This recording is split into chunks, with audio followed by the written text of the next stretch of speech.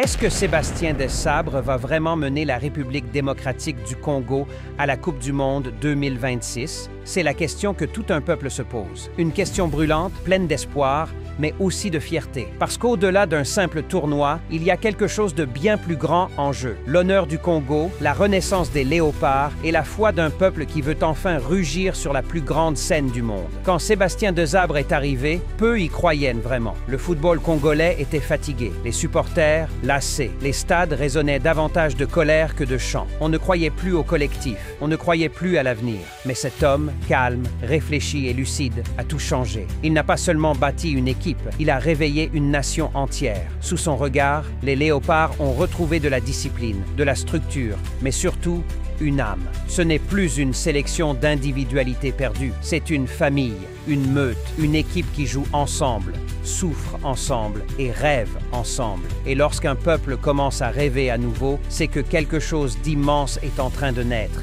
Il a redonné de la fierté au peuple congolais.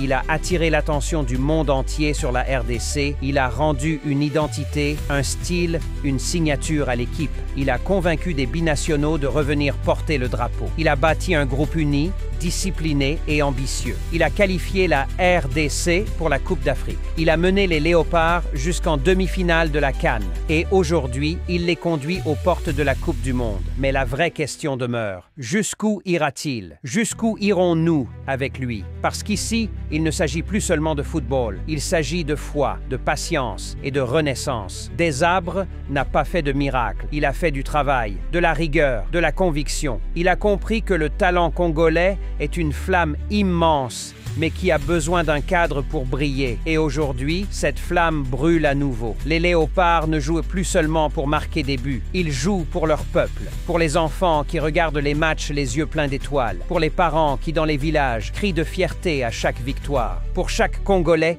qui veut voir son drapeau flotter parmi les grandes nations. Le Congo ne joue plus en victime. Le Congo joue en conquérant. Et c'est sans doute là la plus grande victoire de Sébastien Desabre. Sur le bord du terrain, son visage reste calme, son regard concentré. Mais derrière cette sérénité se cache une tempête, une volonté de faire, un engagement total. Il ne parle pas pour faire du bruit, il parle pour inspirer. Il ne promet pas l'impossible, il promet du travail, du respect et du courage. Et c'est ce langage que les léopards comprennent désormais. Sous sa direction, la RDC a retrouvé son identité. Une équipe forte, technique, intelligente. Une équipe dure à battre. Une équipe qui joue avec le cœur et avec la tête.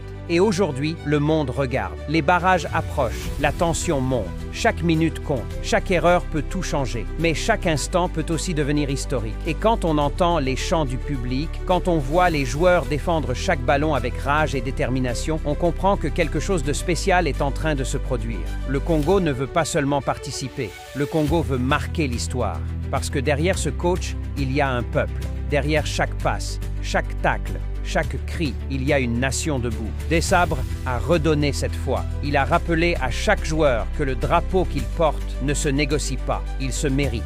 Et c'est cette fierté qui pousse les léopards à avancer, même quand tout semble perdu. Les chiffres peuvent dire ce qu'ils veulent, les sceptiques peuvent douter. Mais le football, c'est aussi une affaire de cœur.